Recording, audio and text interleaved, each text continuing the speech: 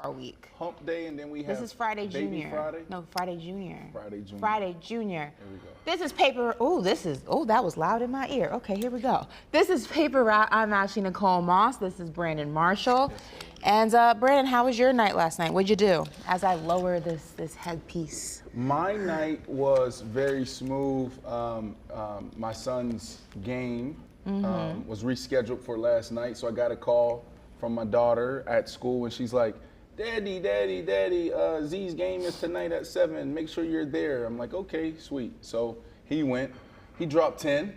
Ooh. He's starting to beg for the ball now, Ashley. And I had to stop that. Last night he's like, pass it the ball, pass it the ball, pass it the ball. Like, why do you want to stop that? That means he's a baller. No. Like, listen, I keep trying to tell him the strategy. I'm like, son, all of y'all are ball hogs. Y'all are 8 years old. Y'all are all ball hogs.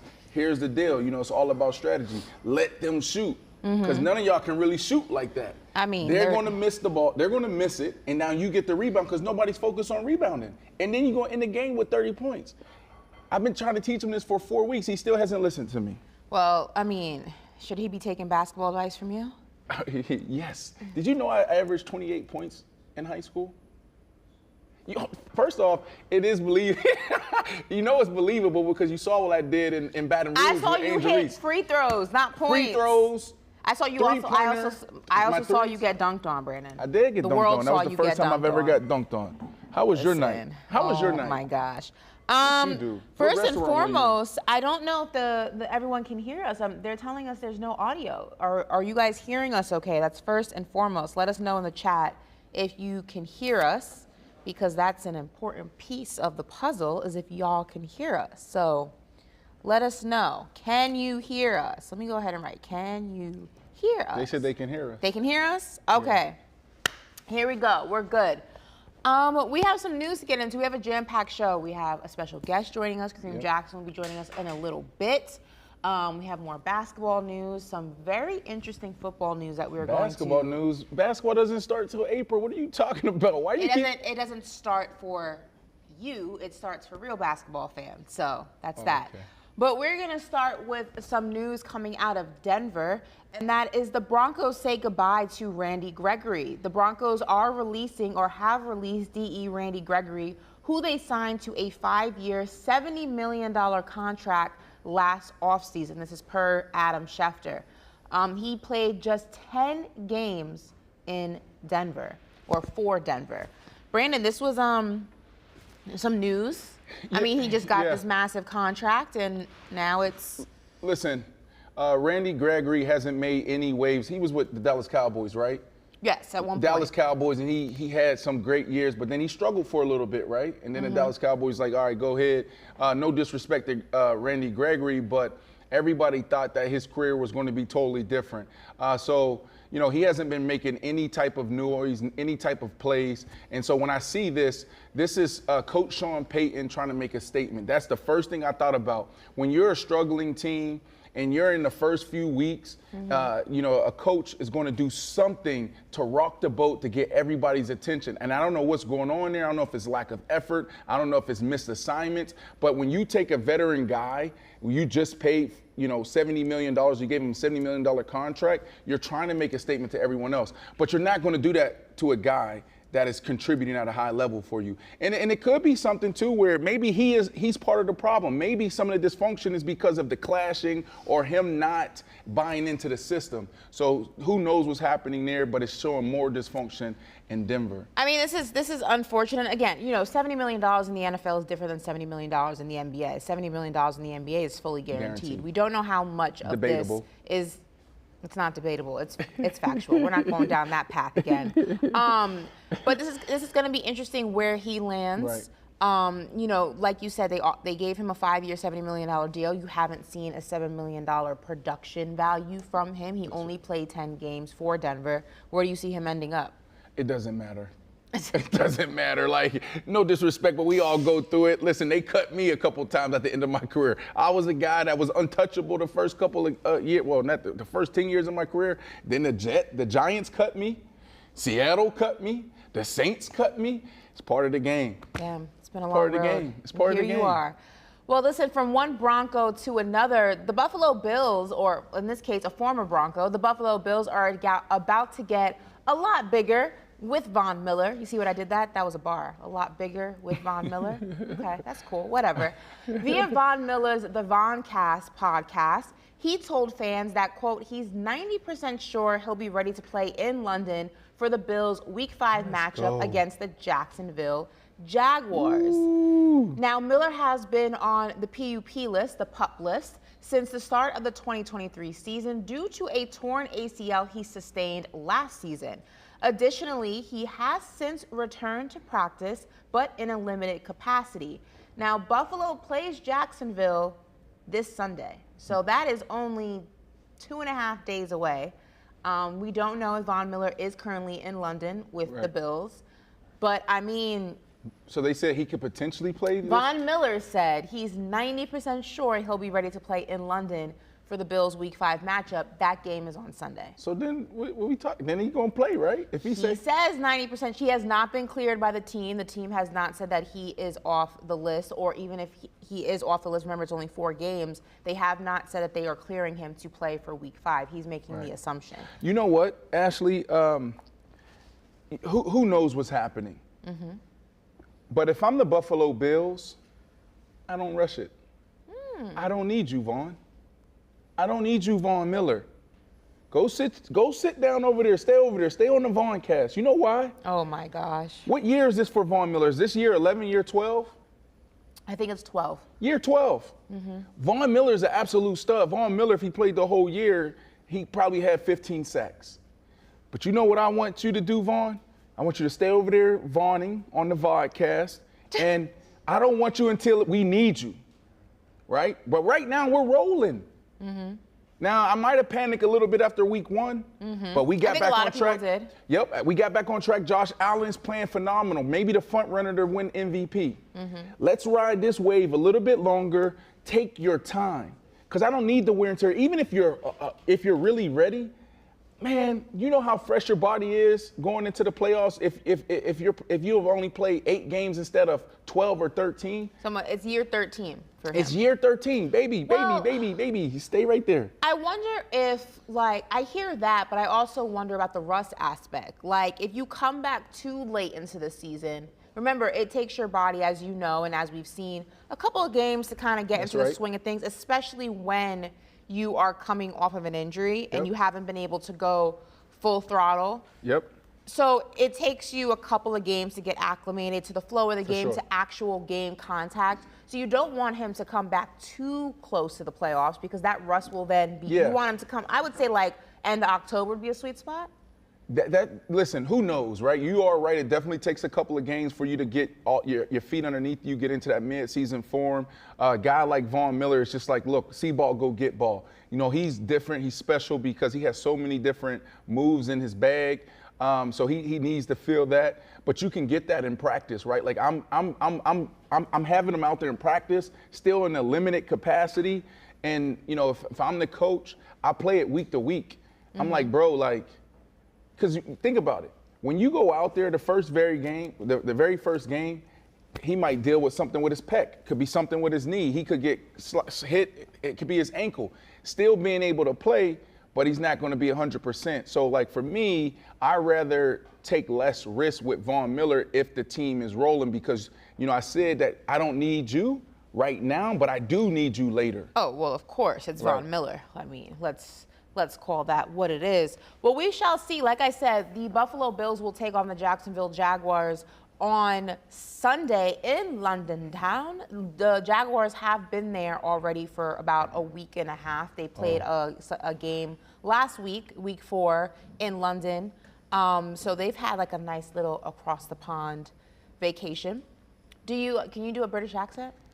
I cannot, mate. I see that Nate Mujika. What was that? Brandon be saying some wild stuff. Come on, what do you mean? Somebody in the chat just said, you know, I don't really pay attention too much to what people be saying. But let's have a debate. Is that wild what I just said about Von Miller? That you wouldn't rush him back? Yeah. I don't think that was wild. Maybe it was something you said prior to that. I don't know. What did you say something wild? Oh, that I dropped 28? I mean, that might. That might be it. That might Google. might be. I don't know. You know what? You know Amari Stoudemire. Ask Amari. We came out the same year, both in Orlando. Then why did he we played go on to the league and not you? And we played on team Nike together. Brandon. I drove Amari. Listen, points, ask you would have Amari. gotten a scholarship to play basketball. You would have every scout in freaking Florida at your neck. I did. Not in basketball though. I could have went to school. Listen to me, Linda. Okay, listen, Linda. Okay, listen. go ahead. So first off, all right. So I could have went to school. I went to school for football. That's my love. That's why I end up going that way. When my dream was to go to the Florida Gators. So when I was there, Billy Donovan was like, yo, if you come, this is what he said, you could be the 11th, 12th man. So you know what I'm saying? That's how they viewed me. It's like, if you come play football, then we'll let you play basketball as well. The coach during the time, Double D, the receiver coach, went to them and said, Brandon ain't playing no basketball, because I was there for a camp for football, and then at night I would go and hoop with the team. So I was literally hooping with the national championship team. Billy Donovan was guarding me. That's when I knew basketball had levels. The coach actually shut me down. He wouldn't even let me pass half court. I'd be trying to bring the ball up. Billy Donovan, strong as hell, old man strength, DM me up. So I could have went to school in basketball, and then also I had a track scholarship as well. But I chose football because that was my first love. And then a quick Amari Stoudemire story.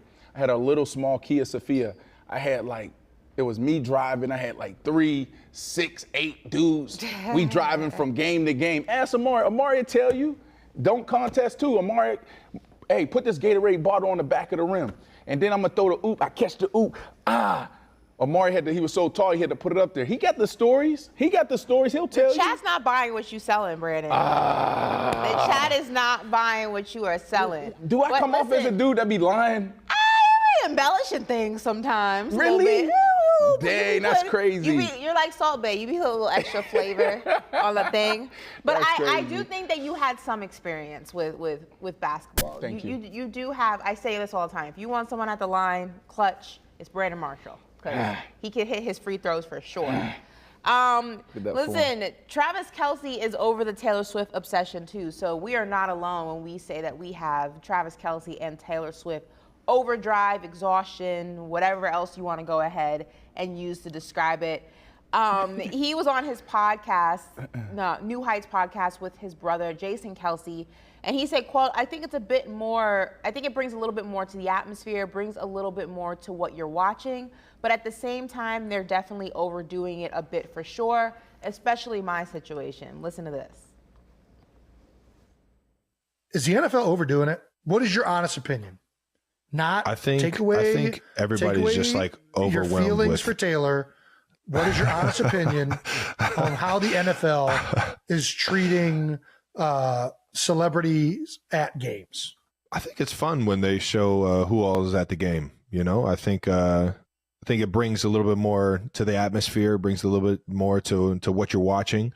But at the same time, I think they're overdoing it. They're overdoing it a little bit for sure, especially my situation. Right. I think they're just trying to have fun with it, and a lot of the people watching. Go ahead, let's hear it. I just think the NFL is not used to celebrities coming to the games. Like basketball has it figured out. They're all courtside. They're sitting there. They show them once or twice, and then they get back to the game. NFL is like, oh, look at all these A-list celebrities in the game. Keep showing them, show them. Dude, listen.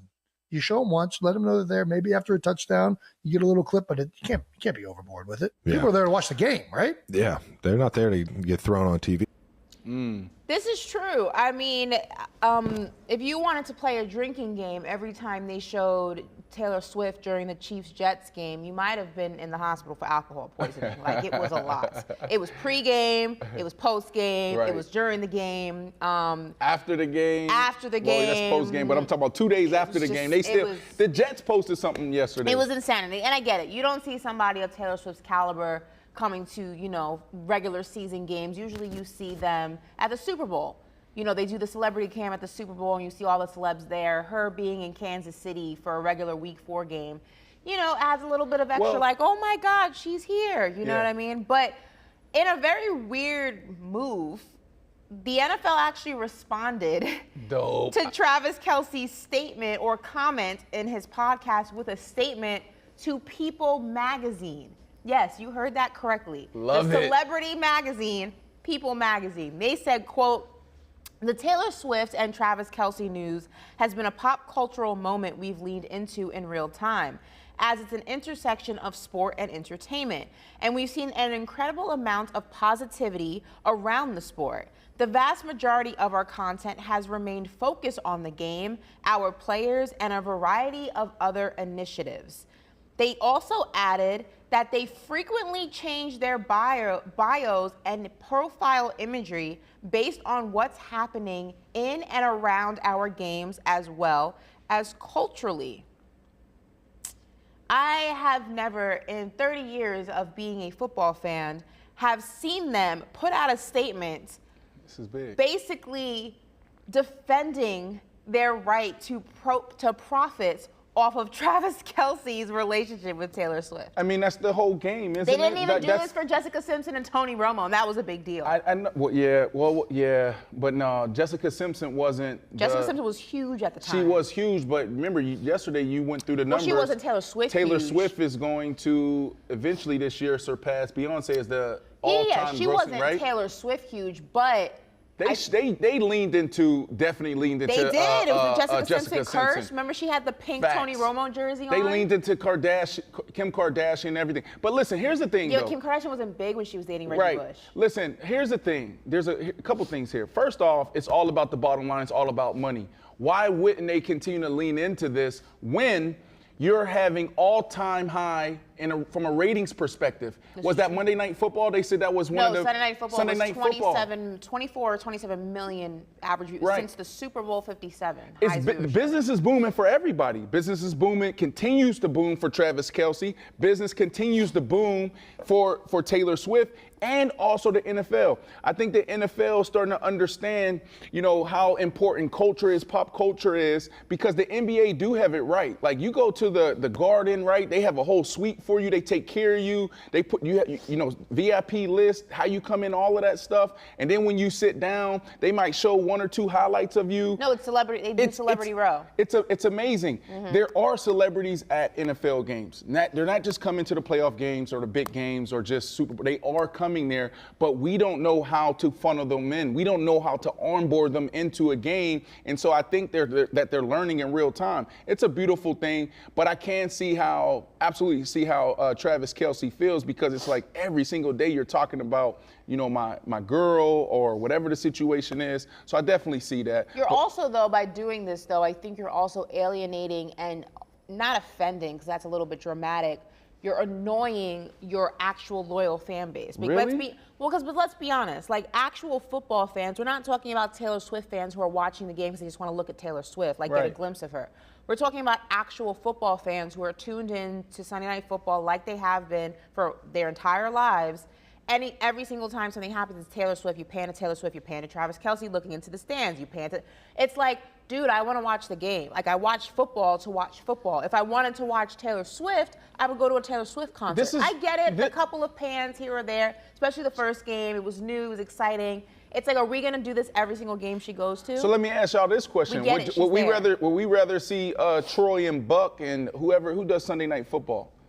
Troy and Buck now does Monday Night Football. Sunday Night Football, it's like Trey Rodney Wink, Harrison and Trey. those guys. You want to see Rodney Harrison or you want to see Taylor Swift? No, I want to see what's happening on the field. I don't know, but I'm saying I want to hear the commentary. I I want to see what the players are doing during a correct, time. but Like, what I I'm wanna see saying, that. what I'm saying is the space, right? So like, there's time giving to showing, the Rodney Harrisons of the world and Coach Tony Dungy and whoever else is calling these games. So instead of using the time to focus on them, focus on Taylor Swift. Why not? No, Brandon, come on. It's better for them as well. I'm a huge Beyonce fan. If I'm watching a Cowboys game, you're gonna love it. No, if I'm watching a Cowboys game and Beyonce's there with Jay-Z. Jay-Z won't be there. He's a Giants fan. Jay-Z is a Cowboys fan. We went through this already. If Jay-Z is there with Beyonce and they're watching a Cowboys game, okay, pan to them once, a touchdown, see Jay-Z's reaction. I don't want to see them every down. I don't want to see them every play. I don't want to see it. Ashley. I don't. I'm here to watch. I want to watch the Cowboys play. Like, I don't need to see who's observing and watching the game every time something happens. Travis Kelce sneezes. paying to Taylor Swift. Travis Kelce trips, paying to Taylor Swift. Travis It wasn't Kelce that. throws It his wasn't hammer, that much. paying to It Taylor. wasn't It's that much. annoying. No, hold on. See, no, I disagree. I don't think that they overdid it in the broadcast. I feel like they're maybe overdoing it with everything else around. It's every single day. They do it in their commentary. It's puns to her song. It's this. It's that. I don't know her song, so I can't catch the puns. They're dating. Anybody know their song? Anybody know any of her songs? Get it. Does anybody know her song? Yes, one guy, when Travis Kelce took a hit, the color commentator goes, well, all he's going to have to do is shake it off. We get it. We get it. We get it. They're dating. They're together. We got it. We took the note. All they gotta We do is saw shake it. Like, it we off. don't need to go through this every single time. It's That's annoying to actual football fans. That's Leave it funny. alone. Okay? Just leave it alone. All right?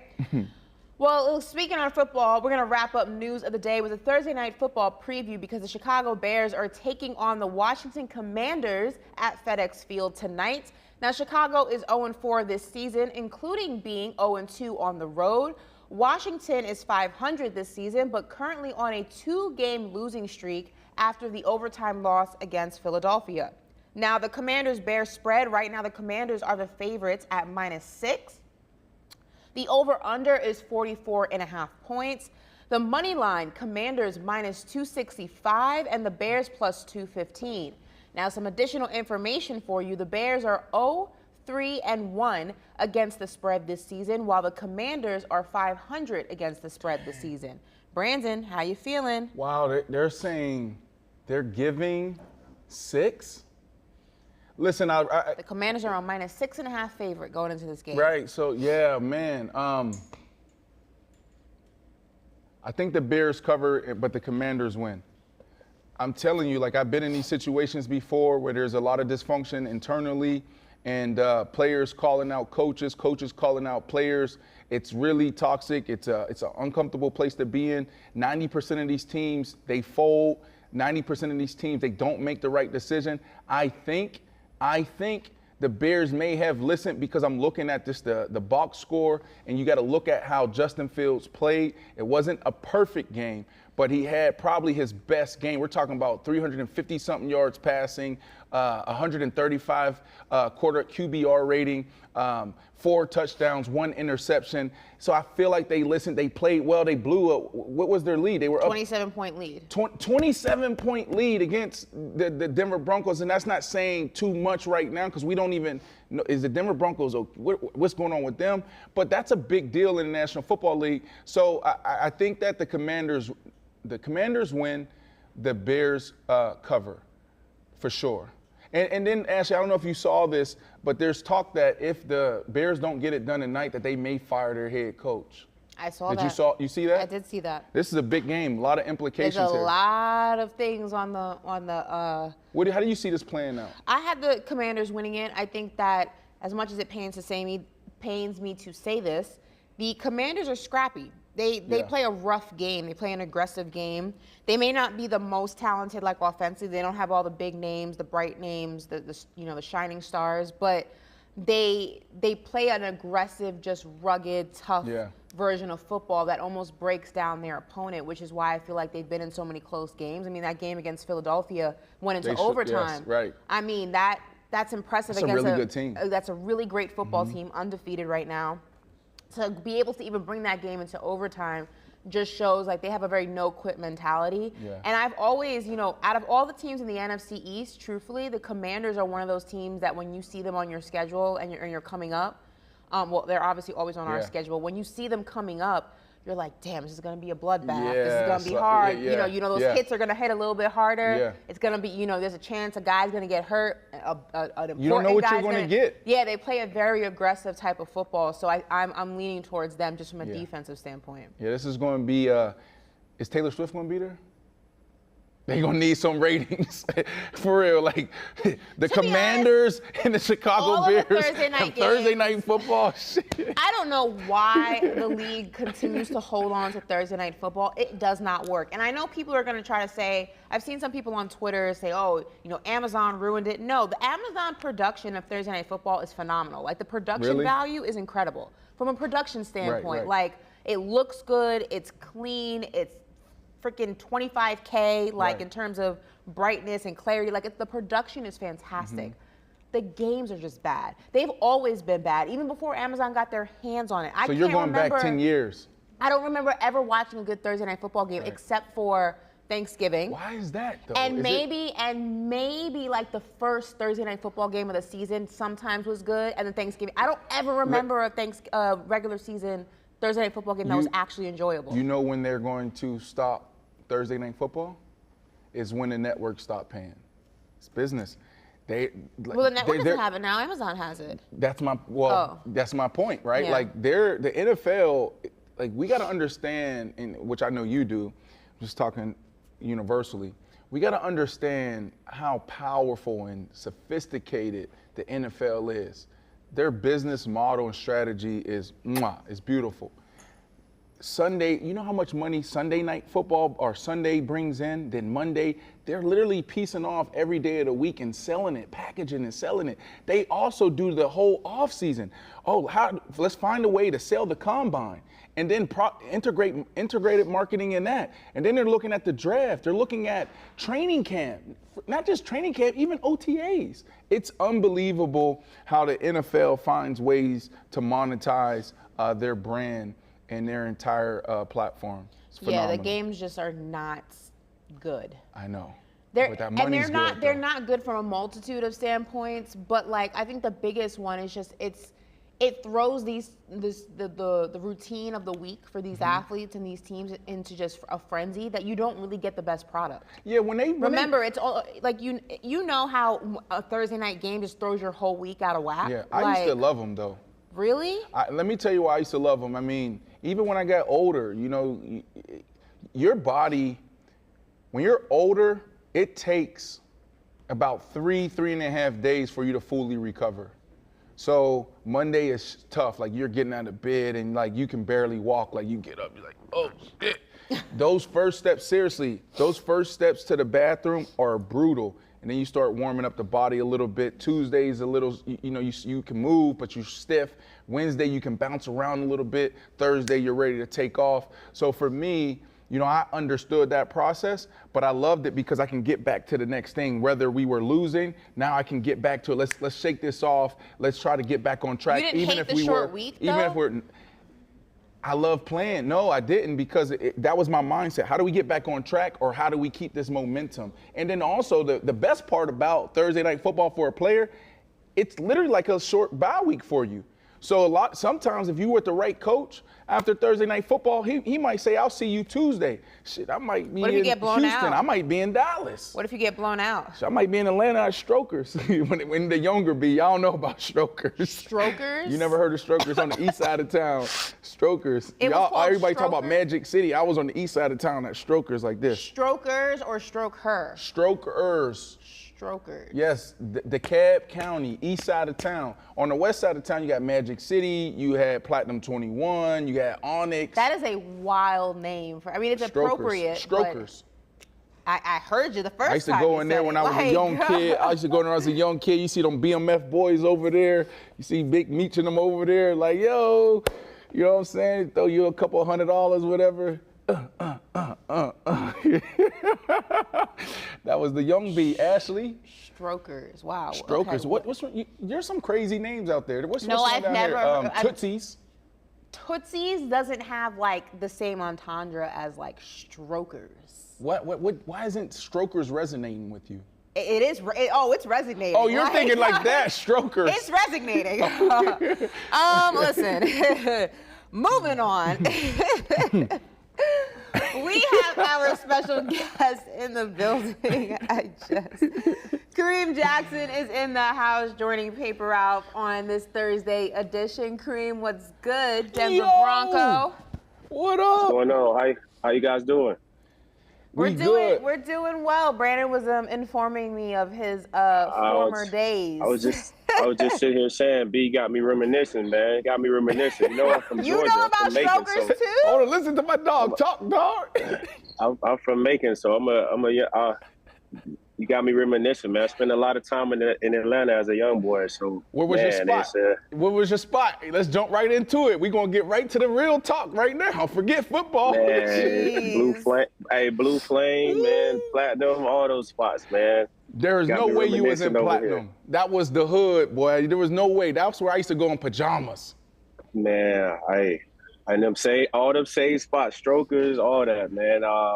Pink Pony had a hell of a chef in there too. Yeah, well, most of the restaurants, and everybody got on our brother. First of all, thank you so much for jumping on the show, KJ. Savvy vet, you still doing it. I don't know how you holding up, bro. You're playing amazing ball, but you're getting up there, man. So it's cool to see it. But getting back to the real talk real quick, they got on Pac-Man Jones. They said, Pac-Man, they was like, why you keep going to strip clubs? He said, because the food is so good. And people don't understand, the food in these places are so good. Just like bro's saying, I used to go to Platinum, KJ. I used to go to Platinum and just get me a 20-piece fried shrimp and some fries, and it was phenomenal. Man, great meals. You go in one day, you might have steak day, man, and you get you a nice ribeye and, all the fixes and trimmings that go with it, man. So I can definitely remember those days. There you go. I'll take y'all's word for it. Listen, I mean, Brandon mentioned it right now. You're on year 14 of your NFL career. I mean, that is a long time to be playing, but not only be playing at still a competitive high level. I mean, can you just let people in on what goes into having that type of longevity? I think that this season we've seen a lot of big names go down. We saw a lot of big names go down in OTAs and training camp. It seems like every year more and more injuries happen. It is football. Injuries are expected. But what goes into the longevity of having a career in this league? Excuse me. A lot goes into it. A lot of stuff that obviously other people don't see, the recovery, and recovery is nonstop. And to me, it's how can I get my body to go, Wednesday, Thursday, Friday. So every day I'm doing stuff just to prepare for the next day, just to lead up to Sunday. And then I heard B say, some days, it's tough getting out of the bed, but you got to get out of the bed, and in the recovery is key. That and for me now, I'll say my diet as well. Just trying to do little things here and there. Sometimes I have to take stuff out. Sometimes I add different things. Chiropractic, massages. 2-3 times a week. But it definitely a lot goes into it just to get ready to go that next day that leads up to Sunday. We sat down with Von Miller in Arizona for during Radio Row, the Super Bowl this year, and we were speaking about, and Brandon was also, putting his input in as well about, the kind of money that goes into just keeping your body healthy and ready and primed to play. Russell Wilson obviously spoke about spending $1 million on his body. Von Miller was talking about some of the things that he learned from his OGs on how to maintain his health in this league and what he passed down to the guys after him. So for you, what was something that stood out to you that was passed down to you as a tip, or something that you should go ahead and start implementing into your routine that you passed down to, the guys that came after you? For me, my rookie year, Dre Johnson was huge for me in my career. Just teaching me how to be a pro and to take care of my body. And you're talking about a guy that did it at a high level for so long, and he wasn't a talker, so I had to watch him closely. I had to watch everything he did, and then finally he started to kind of open up, to me and give me little nuggets here and there. So, obviously, just watching him, he spent a ton of time in the tubs, massaging and things like that. So, then my second year, we got Jonathan Joseph, who helped me a lot as well. So for me, it's all about, just trying to pass down and tell guys just to find that routine. My routine may not work for you. So, I think it's key to find something that works for you, stick to it, and as you go and as you get older, you kind of add things as you go and take things out, but everybody's routine is going to be different. But I encourage guys to find that routine early. So, bro, again, appreciate you jumping on the show. Know that your schedule is crazy hectic right now, a lot to do. So I want to get into the meat of it now. Are you guys still a top defense, right? Like, I don't know, and no disrespect, but like, I don't know if we've seen anything like this. Like, you guys were legendary for the last couple years, and then this first start of this, the beginning of the season, y'all go to the other end of the spectrum, right? Top 5 defense to the bottom half. And I know as a former player that sometimes new coaches come in, it could take a few games, right? There's some adjustment. So my question to you is, are you guys still a top defense? I think we are. I think we still got the same personnel. We added a couple guys that should definitely that should have took us to another level. But I think it was just all a matter of us doing it right. You know, doing the things right. You know, executing the calls. You know, just having an understanding of what we're trying to do and how we're trying to do it defensively. I think we kind of found ourselves that second half of the Browns, not the Browns, but the Bears game. And I think moving forward, you know, we'll kind of add on to that, and I think we'll trend in the right direction. So point of emphasis, right? You know, I'm reminiscing now. All right, boom, we're going into week 5. Point of emphasis now. We got to get back to the top, to the other part of the rankings when it comes to defense, right? So what are the point of emphasis right now, the 3 points of emphasis that you guys are focusing on to get back to where y'all were? Just being detailed. Obviously, communication plays a huge part in it as well, and obviously, getting 11 hats to the ball and tackling. You know, we came off a game where we didn't tackle well at all in Miami, and you know, and to go into Chicago, we didn't tackle well early on, and we didn't execute. So for us, it's all about executing the call. You know, communicating, having 11 guys on the same page, and seeing it through the same set of eyes, and after that, you know, once the ball snaps, it's just all about flying around and getting everybody to the ball. Love it. Listen, you are the last DB in your draft class to still be playing and not be retired. I don't know if you knew that, Brandon, but he's the last one. It's an OG right It's the last one. So you've beautiful. seen a lot of good times, you've seen a lot of bad times, and a lot of times kind of like middle of the road. So, you know, Denver's going through some growing pains right now. The team's, you know, been struggling in multiple aspects. It hasn't been what everyone expected it to be, especially with Sean Payton joining the squad as the new head coach. So what are you telling the rooks in the locker room who thought that this was going to go a lot differently than it has been, doesn't have the same NFL experience that you have? What are you telling them to not get too low on what has already happened? Just sharing my experiences. I've been on a team where, you know, we started 0-3, we won 9 straight. You know, we get into the playoffs. We finished the season, I think, either 11-5 or 12-4, something like that. It's my last year in Houston. So I like you said, I've seen it from, you know, multiple different ways. So it's all about getting that first one. We were able to do that. Then we got another game this week where we should go out and we should handle business. And you know, it's like it's once you get that momentum and guys start to kind of feed off it, you know, you can see things kind of change right before your eyes. So that's what we're looking forward to doing. And like I say, it's all about coming in, putting in that work, you know, each and every day, and just getting better, you know. And I think once we, as a group and as a team, once we see that, you know, things will start to kind of turn around for us. So we're definitely looking forward to getting another win this week. All right, we only have a few minutes left with you because what do you have next? What's going on? What's today? Thursday? What do you have? What's on the schedule now? Thursday. It's 10:40. Is it 10:40 over there? 10:43? Nah, it's 9:43. You got a meeting in 2 minutes, but you know today the big third down day. Thursday's big third down day. You got a meeting in 2 minutes? In 2 minutes. Okay, well, really quickly, give me your all-time. Give me top 3 defensive players all time, and then go, because that's a $5,000 fine if you're late. Yeah, I'm going to go Ed Reed, Champ.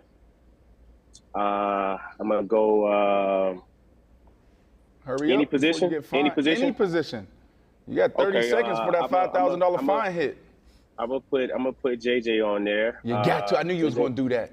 JJ Watt. I'm gonna put Ray Lewis on there. I was a big Miami fan, and then I got another corner. I'm gonna put Jonathan Joseph on there just because that was my OG. Taught me a lot, man. Yes. I think he's like number two all time in pass breakups, man, and he was a great leader for me. So I'm gonna throw him on my all time top 5. You must be sitting in the team meeting right now. Are you in the team room?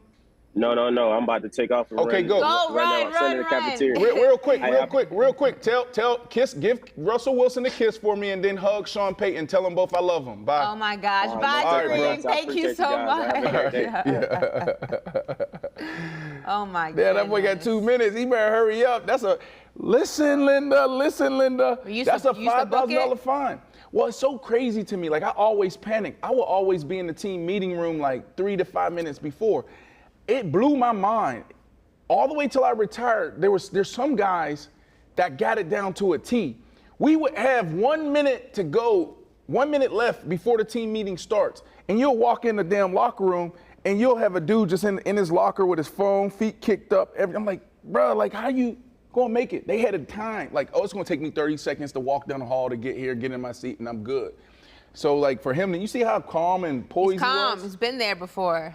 Yeah, no, because that's really, first offense is $5,000.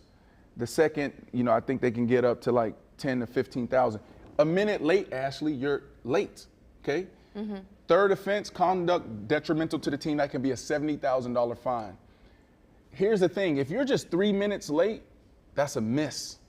That could be conduct detrimental to the team off top. Wow. Yeah, big fines in the NFL. Big fines. Listen, we're going to go ahead and go back to the NFL, but this time we're talking Jamal Adams. Now, Jamal Adams just wants to play football. Over a year away from the game, his return against the Giants was supposed to be the game that went ahead and started this new chapter for him.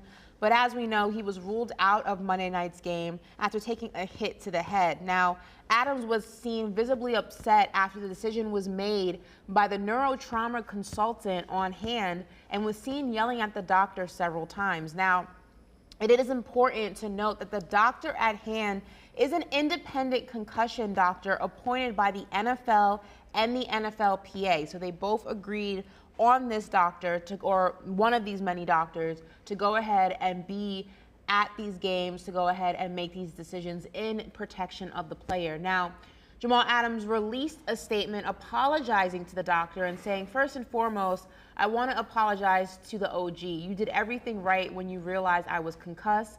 I apologize for any negative energy I brought your way. Watching the replay, I am thankful for your patience, knowing I wasn't myself in that moment. You're a real one, and you serve a great purpose that benefits the NFL and so many players. Prioritizing players' health is essential. Much respect to you. And he signed it Prez, which as we know is his nickname. Yeah. Now, in case you're unfamiliar with the incident we were referring to, here's the video.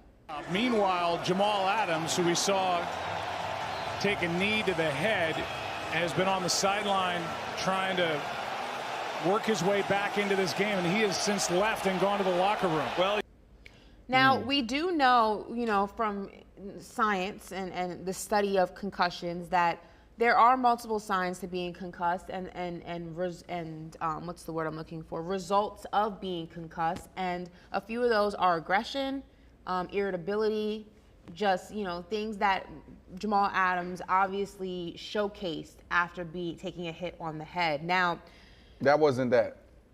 Well, I'm just saying. That was embarrassment. 300-something days off.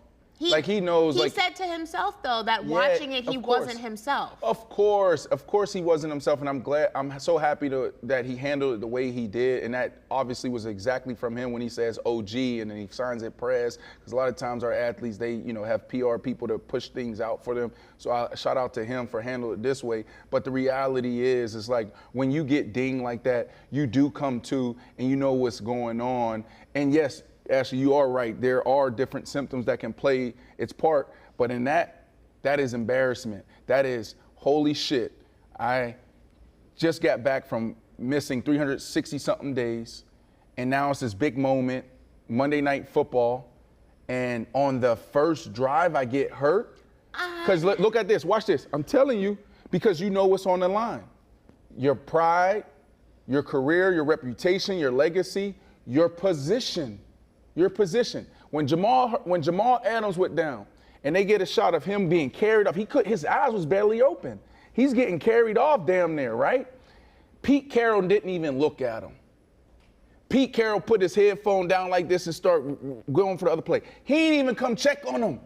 But what I'm saying is I hear what you're. No, but what I'm asking you is, you said that he had to be carried off. He couldn't.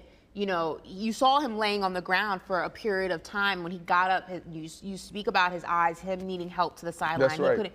I mean, he was obviously concussed. So could it be a combination then of I'm telling you, it's embarrassment. But also he wasn't himself when he got up. He just took a hit to the head. And first off, that is Prez. That is Prez on game day. Prez is a phenomenal human being.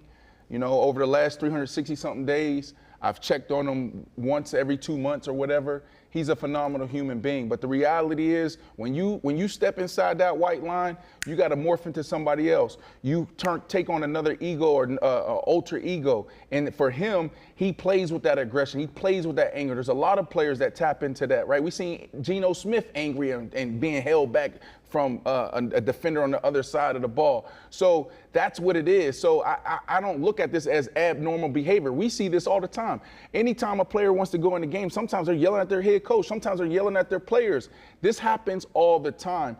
What I see in that situation, and I was trying to talk about it, and I could be wrong, right? Because I'm not him. I haven't had this conversation with him, but I'm just giving a different perspective. Let's say that.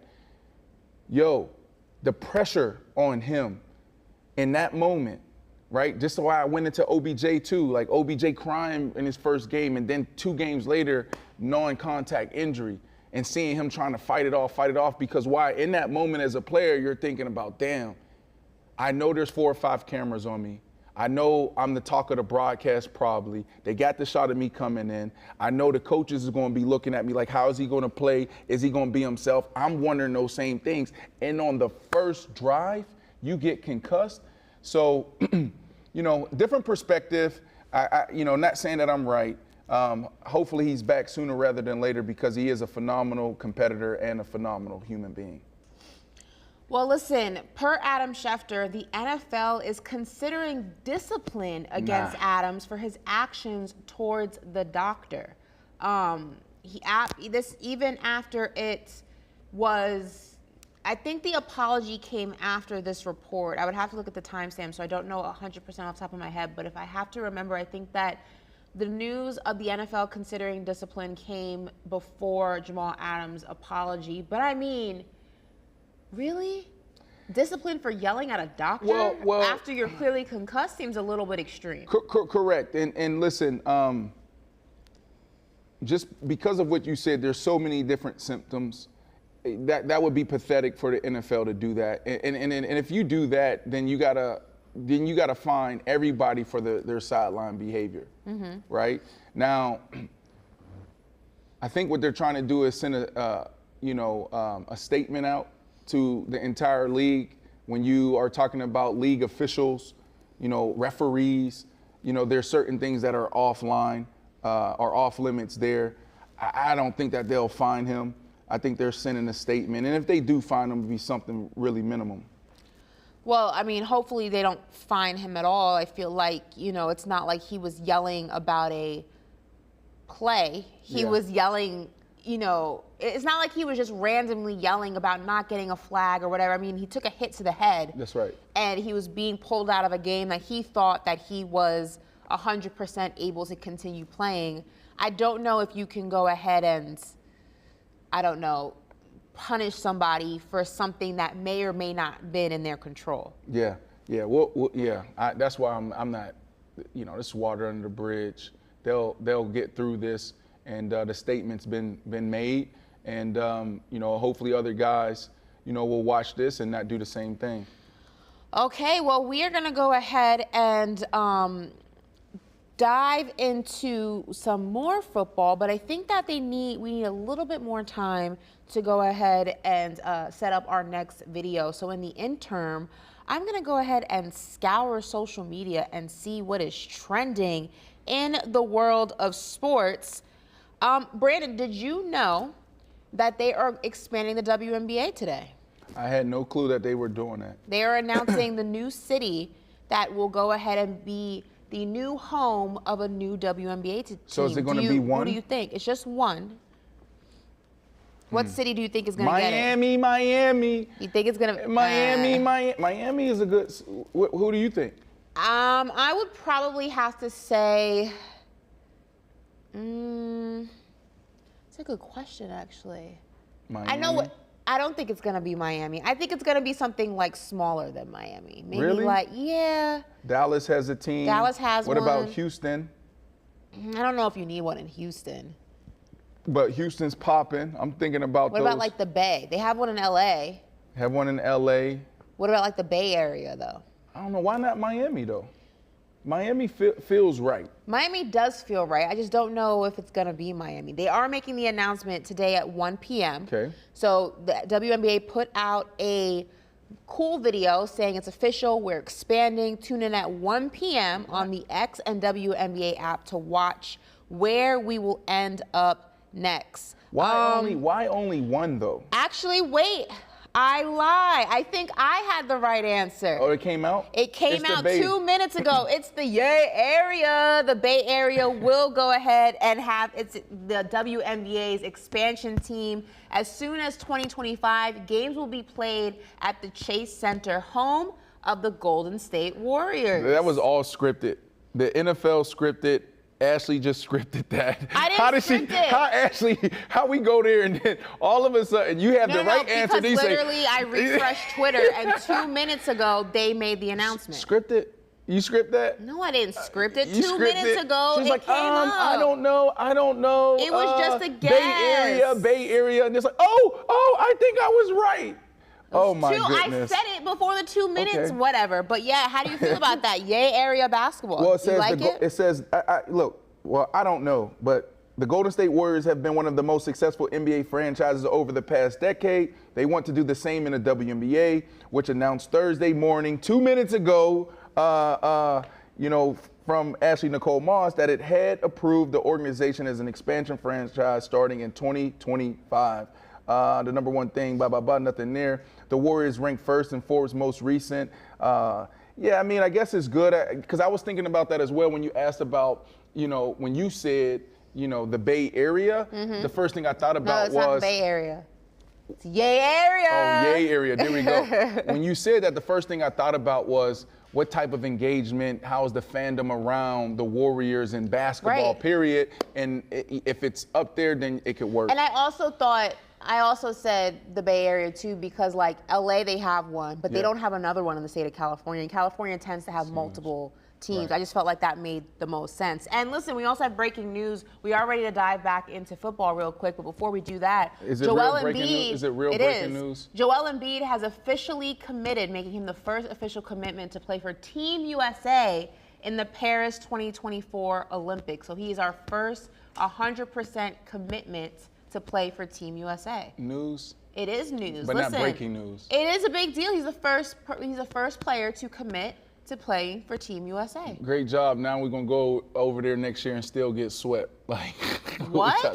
Do you know how many players have said that they want to go ahead and play for Team KD, LeBron James, If we put all those guys together, it's the Monstars. Are you crazy? Didn't we do that already with the Dream Team? And what was the team we that got the gold. No. D-Wade, LeBron. The Redeem Team. The Redeem Team. Didn't the Redeem Team get... No, what was the team we put together, a superstar, and we still lost? Well, the Redeem Team was a team that redeemed that team. Okay. Right. But what was the team, though? It was the 2000 and, like who was on it? No, not that team. I'm talking about there was a... it was 2004, I believe. We had Carmelo and all those guys where we got swept. Or not swept, but... No, we didn't get swept. We lost. Okay, listen. So you think that we'll be able to get it done with the guys that are... What? If we put a team together with Joel Embiid, Devin Booker, KD, LeBron, nobody, who's going to beat us? Nobody. James Harden is going to be on that team? You think James Harden going to get the call? Not James Harden. They going to want James Harden? James Harden not going to be there. Is Jimmy Butler going to play? Jimmy Butler probably is not going to play. But this is a big deal because remember, Joel Embiid's not even American. So how he playing? Well, he's an American citizen now, but he's not from here. So it's a big deal that he's playing for us and not his home country. We got to revoke that. You can't play Joel Embiid. That's not cool. He got to go represent. He's an American citizen. Where were you born? Oh my God. Where were you born? Where were you raised? We're not doing that. Where was Joel Embiid raised? We're not doing this. Can somebody tell me where Joel Embiid was raised? Anybody. We're not doing this, Randy. He's an American citizen. Joel, thank you so much. We look forward to having you compete for Team USA. We're going to go ahead and dive back into football. And Marshawn Lynch gave a very revealing interview to Shannon Sharp on the Club Shay Shay podcast. Now, in it, he spoke about a plethora of things, but first and foremost, he spoke about his relationship or lack thereof with his former quarterback, Russell Wilson, saying that he did not have Russell's phone number when they played together in Seattle, and Russell actually blocked his number. That's not true. He said, quote, "Russ was just a QB for me. I don't have his number." Let's go ahead and roll it. What happened with Russ and Pete? Why did it, I mean, because it seemed like a match made in heaven. I mean, y'all spend big money to get Matt Flynn from the Packers. Russ comes in. I think Russ is a 3rd-round draft pick. Mm-hmm. He wins the job. Matt Flynn never sees the field. It's perfect. Everything, it seems like a match made in heaven. Right. And then we see the abruptness. Maybe Russ feels that Pete is holding him back because it was all about the Legion of Boom. Maybe Pete saying, well, there's some slippage and we're not going to give you that massive contract. From your expert opinion, you played in Seattle, you know Russ, you know Pete. What happened with that relationship? Man, look, man, I'm gonna tell you straight up. I'm not I wouldn't be the right person to speak on their relationship because I didn't fuck with them. You feel what I'm saying? So you didn't mess with who? I didn't fuck with Pete, uh-huh. And then Russ was like just a quarterback for me. Right. You know what I mean?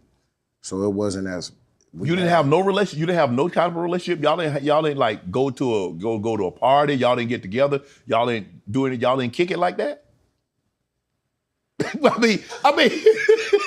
mean, even Seven. Seven would come to the room. Club Shay Shay started in training camp in Denver. John would come to the room. We drank beer. We played cards. We rolled dice. The guys played video games. We laugh and shoot the ish. We had that type of relationship with him. Well, so the thing is, to each his own. There's nothing. I respect Russell as as a player and as a teammate, mm-hmm. And anything that I say, because of the situation, throwing the pick on the goal line, not giving me the ball, this, that, and the third, him, leaving from Seattle, going over to Denver. Anything that I say is gonna come off as, malice or as if I'm, a hater or right. Because you know what I'll take Russ and I'll put him right there at quarterback and I'll rock with him. Right. Because I have done that. Right. But as far as anything else, it's like there's y'all didn't have a relationship outside of football. No, there's no. Can't pick up the phone and call old boy or nothing. Right. And then What you mean you couldn't pick up the phone? I don't got his number. But you would. But if you yeah, for sure. Right. For sure. Like I said, if you talk to any player that I played with, I don't give a fuck if you on a practice squad. You pick up the phone and you call me, you got something going on, you want to holler at me, then what's up? Yeah. But I had a situation, we was playing against Tennessee and they had, they secondary wasn't good. And we were supposed to throw the ball for 500 yards or some shit like that. And, he didn't have a game. Russ didn't have a game that he wanted. And so, man, after the game, I did pretty good. You feel me? 2 tugs, 150 rushing, another 50 receiving. So after the game, just all of the hype building up, you supposed to do this and we gonna have it. It didn't work out that way.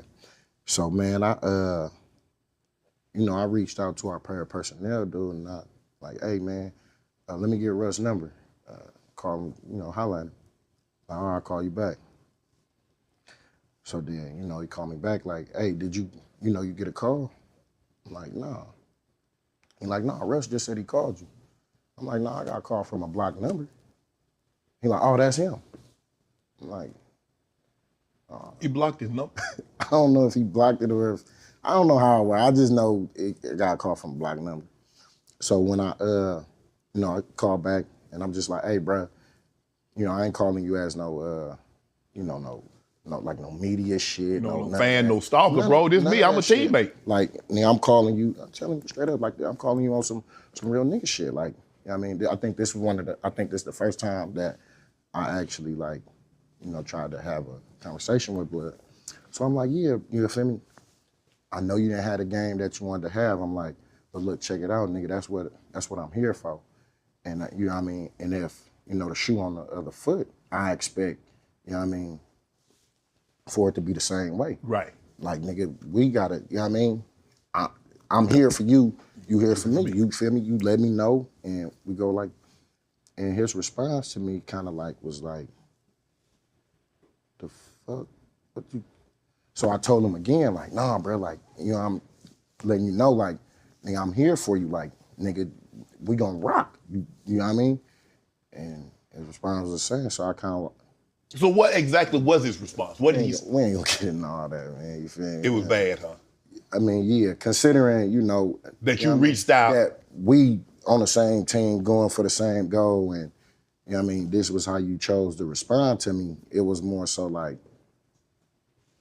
maybe you don't understand what I'm saying, but at this point in time, when you talk about Club Shay Shay, I got the whole house full of everybody. Right. You know what I mean? I'm talking about wide receivers, DBs, fucking linebackers,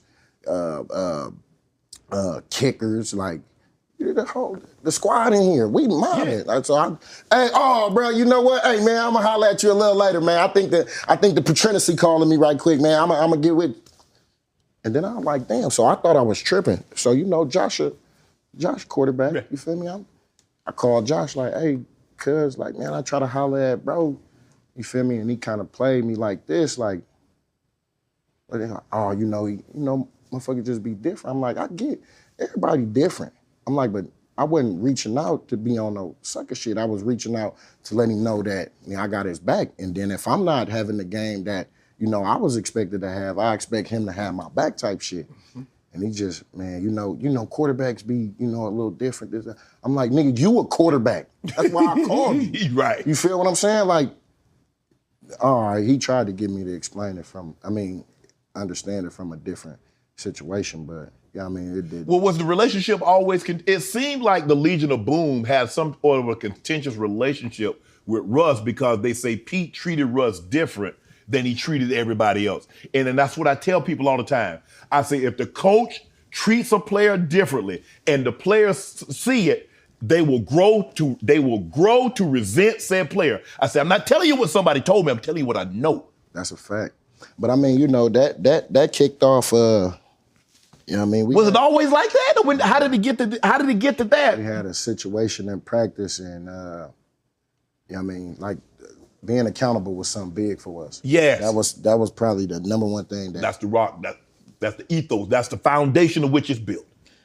If I had a practice and Pete wasn't holding them accountable, Sherm, spoke up. A couple of D linemen spoke up. And he called up practice. We went into this little, we call it the Kumbaya room. We went in there to Kumbaya, and Pete tell him like, hey, nobody go and talk to Russell. If anybody got something to say to Russell, come talk to me. Come talk to the quarterback, but nobody go and talk to him. And that was when that shit. Where that started. Because it was like, well, hold on. What you mean you can't talk to? Anybody can go and, talk to anybody. This that kind of zone. Yeah. This that kind of team. But you kind of putting him, on the pedestal or outside outside of the box, and it's like he don't have to be held accountable to the same shit that we do. What the fuck is that? And like I said, I'm on the end where shit, we play Sunday, right? Yeah. All right, well look, I'm gonna go and get my body work and get ready. I'll see y'all motherfuckers on Sunday when it's time to get down. But if it's something that y'all need from me in the meantime, y'all got my line, hit me, let me know. But otherwise, I ain't, all of that shit was, water under the bridge to me, because that shit just didn't make no sense. Wow, wow, wow, wow, wow. Well, this is a long video. It was a long video. Thanks for watching that. But this is a lot to kind of digest. One of the things that stood out to me that I don't necessarily agree with, first and foremost, I mean, only Marshawn Lynch and Russell Wilson will know if this is true, if he actually blocked his number. That's crazy. Like, I've blocked Not true. I've blocked numbers of guys I never want to talk to, but like, I didn't know guys block each other's numbers. It's not true. And you don't think it's true that he and blocked his obviously number? you guys know that, you guys absolutely know that that Russ is my boy. The first thing I want to say this, because I don't want y'all to think I'm biased. I feel like Russ needs to talk. And I wasn't there during this saga and this whole regime. So I don't know what happened then, right? So I'm not even going to discuss that, right? Their truth is their truth. But Russ is my guy right now. Sometimes I'll call Russ, like I got his number, Russell Wilson. Sometimes he might call me back. Every once in a while, he might call me back from a blocked number. Like, he'll call me back he has 2 phones. Sometimes it's boom, Russell Wilson pops up in my phone. Sometimes I'm like, what is this? So that was a huge mistake if Russell called Marshawn back from that number. Huge mistake, 100%. And I can see how Marshawn feels, but still to this day, there's times that Russ may call me from the Russell Wilson number, and sometimes he might call me from whatever hell number he got. And I don't know why he got it, but that's all I can speak to when it comes to that. Okay. Well, something that stood out to me is that, Marshawn Lynch said that the Legion of Boom had an issue with the fact that Russell Wilson was treated differently. But I mean, he's a quarterback. Aren't they all treated differently than the rest of the team? Like, I can understand the frustration in him not being held accountable. I can understand the frustration of when Pete Carroll says, oh, if you want to talk to Russell Wilson or you have something you want to say to Russell Wilson, come to me first, tell me and I'll tell him. That's weird.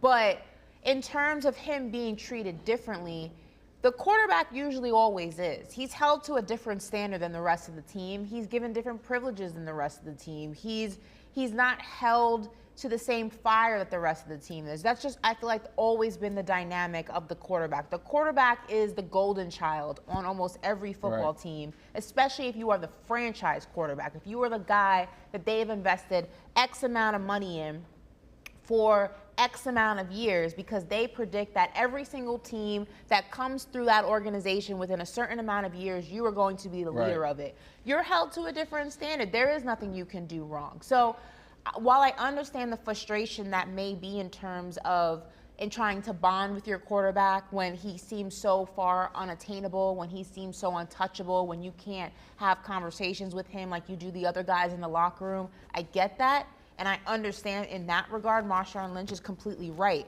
But let's not act like him meaning Russell Wilson being treated differently than the rest of the team is some far-fetched thing that we've never seen in football. It happens all the time. Well, what we do know about Pete Carroll is that what did Marshawn say? Kumbaya. The Kumbaya room. Yeah, the Kumbaya room. And we do know that Pete Carroll's big into, psychology and sports psychology and all of that stuff. I played there, and so he's very particular around mindset, okay? So I don't know if he felt like maybe Russell's mindset was maybe fragile at that point of his career.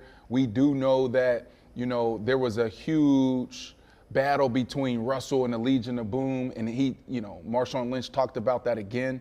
So maybe that's the reason. But I would feel the same way Marshawn felt. Right, for sure. Like, what do you mean, he can't sit in this kumbaya room with us? So, that, I don't know if that's on Russell or if that's on Pete Carroll making that mistake there. Look, here's what I would say, and this is still me outside looking in, because we've never had this type of conversation. But when you come in as a player, what you try to do is you study other players. You just asked Kareem Jackson, who was on our show for 15 minutes, you asked him, he's like, who did you look up to when you came in the league and who taught you? And he went through a few guys and he said, I took this from Johnson, I took this from my brother Joseph, blah, blah, blah, blah, blah. So what quarterbacks do, you know who they study? Like, in my era coming up, everybody was studying Tom Brady. Everybody was studying Peyton Manning, #1, and everybody was studying Drew Brees, and then you had a few other guys out there. But those were the guys that all the quarterbacks was trying to mimic. Why were they trying to mimic those guys? Because the scouts was looking for that type of guy. This is what a quarterback looks like. Now guys are looking at who's the next Joe Burrow, who's the next Lamar Jackson, who's the next Jalen Ramsey? No, the quarterback. Hurts. Jalen Hurts. So I say all that to say this. I think Russell may have went wrong during that time coming in trying to act like a Peyton Manning, right? When you talk about separate, like how, trying to figure out, like, I got to move differently. What you're saying, like a quarterback, do I go to the party? Do I not go to the party, right? Do I go hang out and drink with the guys that smoke? He's trying to figure all that out. And I think that the best always finds a way to meet guys where they're at. And it seems like that's what's biting Russell in the ass right now, is that, he couldn't navigate in that first part of his career how to connect with a Richard Sherman, how to connect with Michael Bennett, how to connect with a Marshawn Lynch. Totally different guys. These is guys now. Russell Wilson, he coming from North Carolina. He's church. He's a cool dude, all of that, don't get me wrong, but it's different. And I think that's where he may have struggled. What does that have to? I understand that in terms of maybe hanging out outside of the game. Do I go to the party? Do I not? Right. Do I go on vacation? Do I not? Do I golf? Do I go to dinner? I get that, but what does that have to do with just having simple conversations within the realm of the sport that you play, like in the locker room, like? Your defense doesn't like that you did this and forced them to get back on the field a lot quicker than they wanted to. Why can't you have that conversation? That's Pete Carroll's system. Where's the? And this is why Russell Wilson needs to talk. That may have been a bad example, but what I'm saying is like, why can't your teammates come to you? Marshawn Lynch plays on the same side of the ball as you. Why can't he come to you and say, "Yo, Russ, like, give me the rock when it's like," why is it that conversation was so difficult to have that it had to go through so many tiers to get to you from Marshawn Lynch's mouth? I understand not knowing how to navigate personal relationships, but not knowing how to navigate the professional relationship with the guys you're in battle with seems odd to me. Well, we're going off of what Marshawn Lynch just said. Marshawn Lynch said there was a situation in practice. Russell Wilson wasn't held accountable. Richard Sherman brought it to light. They all said, let's go into the Kumbaya room. They go in the Kumbaya room. Russell Wilson's not there. Pete Carroll is. Pete Carroll then says, hey, anything that needs to go to Russ, you come to me. So what I see is, and this is why Russ needs to talk. This is what I truly believe Russ at the right time needs to stand up in the right setting and have this conversation. But was that you or was that Pete Carroll? From my perspective, being around Russ, being around Pete Carroll, being in that system, that was my last cup of tea. I spent half the offseason in the first, few months in Seattle, and then I was cut, and then I went to New Orleans.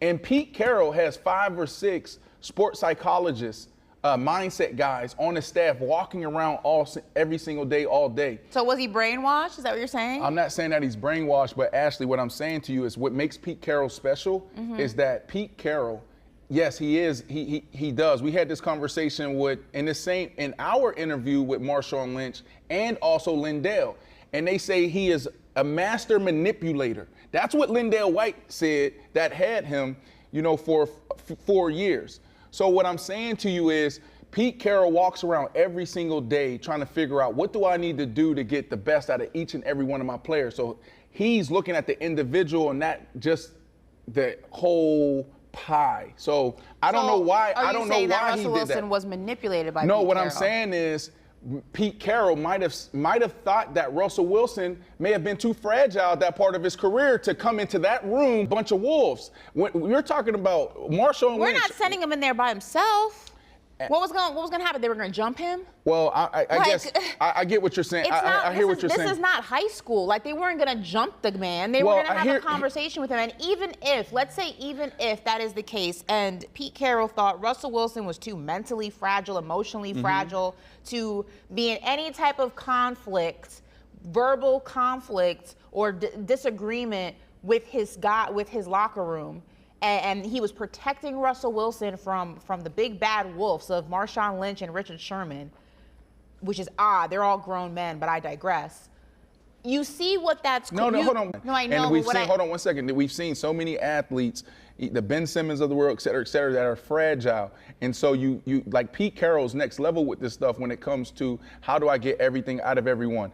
So when I was playing for the Miami Dolphins and we fired everybody and then we were going to draft a quarterback the next year, you know what they did? They said, Brandon, we're going to ship you to Chicago because we feel that you may be too tough on Ryan Tannehill. So regardless if it's a situation like that where Brandon Marshall, this big bad wolf, it's going to be too tough on our young developing quarterback, we need to get him out, or Pete Carroll saying, let's go in this kumbaya room, but I'm going to make sure he stays over here to protect him. I know, I don't know what it is. What I was going to say that's not what I was going to say. What I was going to say was, even if that was initially the case, as Russell Wilson, you are seeing what Pete Carroll's quote-unquote protection of you is causing in the locker room, and by byproduct is making your job more difficult. Why do you, as Russell Wilson, not go to Pete Carroll and say, hey, I know you mean well, but let me deal with this. Let me talk to them. Because you're talking about 2010, how old is he? How old is he? You're talking about in 2010. He's not 12. He's a grown man at this point. Pete Carroll is the head coach.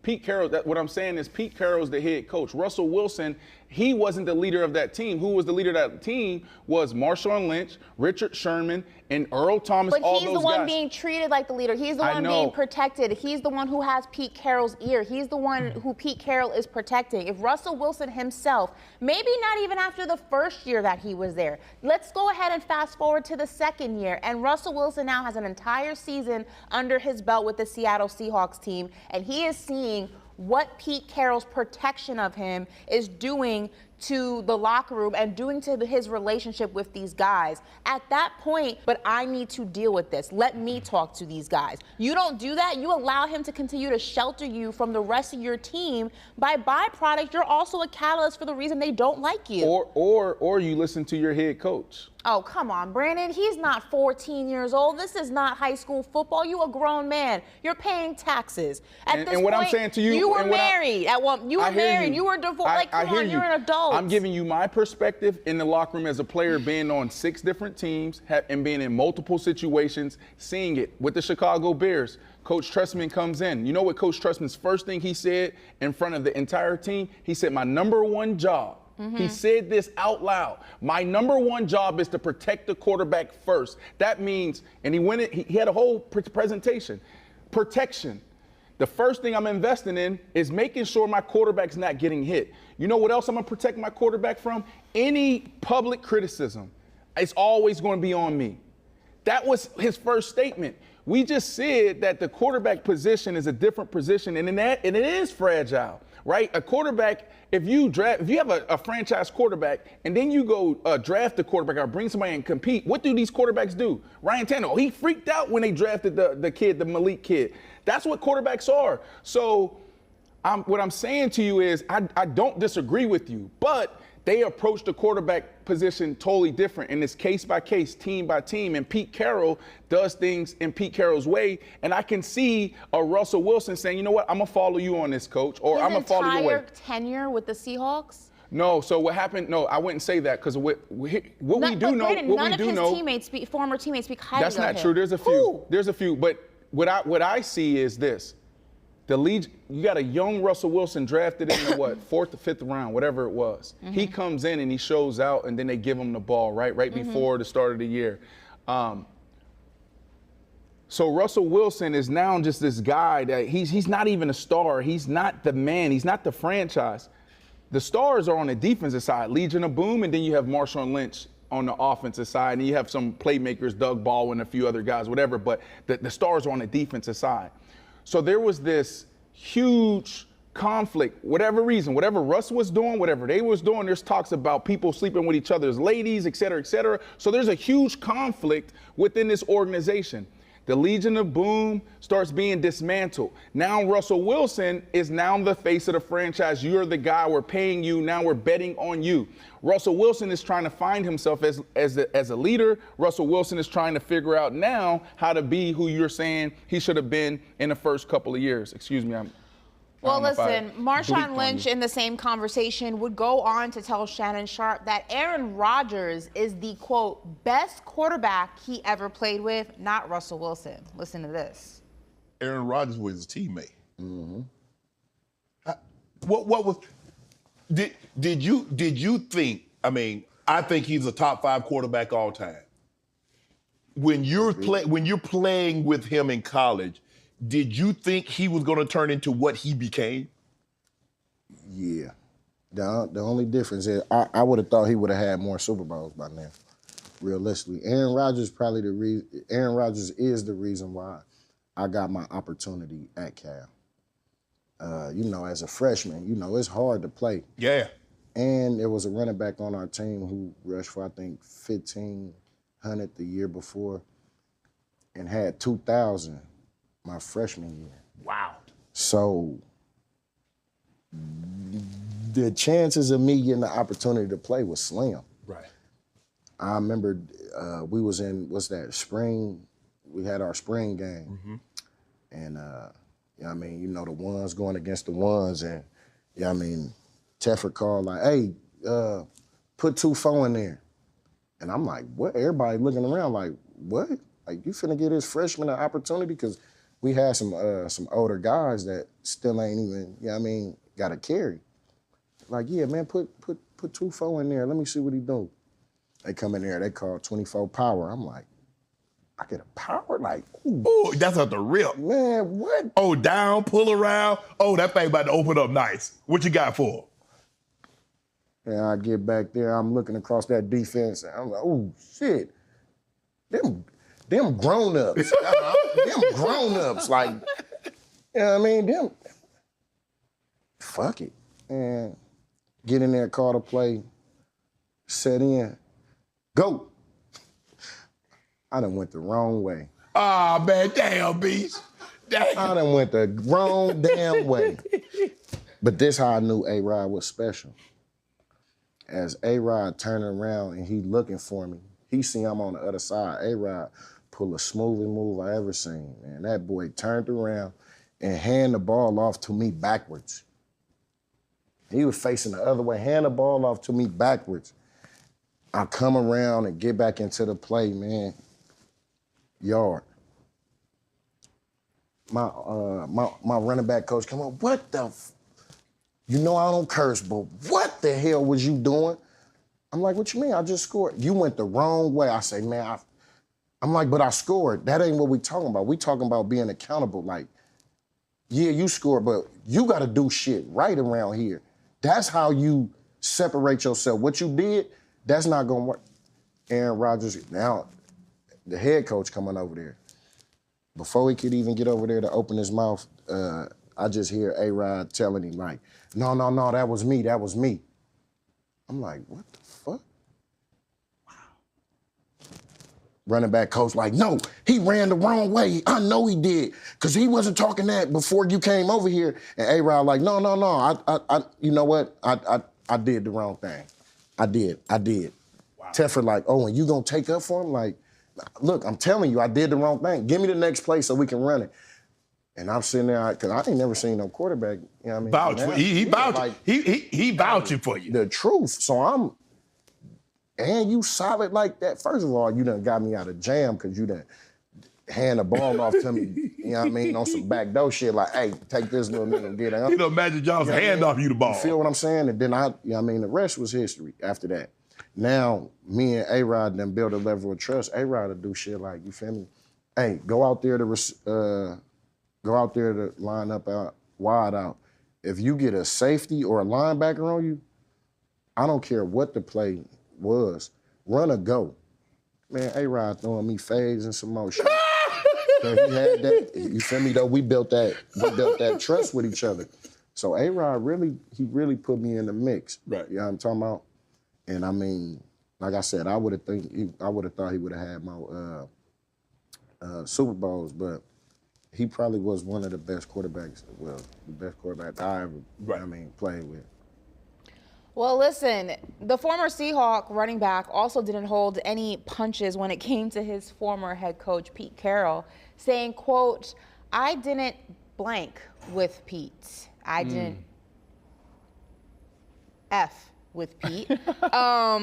He also said that he also shared on the podcast with Shannon Sharp that he actually laughed in Pete Carroll's face after Russell Wilson threw the game-stealing pick against the Patriots in the Super Bowl. Listen to this. Who called that bull jive? Now that we look back at it, you see everybody, they show the reactions. Yeah. You see the reaction, Sherm, Earl, Bruce, the D-line, you see the reaction from everybody, and then as I'm going back to the sideline, I go by Russ, and I just hear him like, "Oh man, like I'll get him next time." Whoa. And as I hear the shit, I usually don't take my helmet off, but I take my helmet off and I go right to Pete Carroll's face, and I'm talking about I hit his ass with the biggest. You laughed in his face? What the? And at that point, shit, I come up out my shit. I go to the locker room. I'm out. Hold on. Beast I don't mode. even see all the shit going on.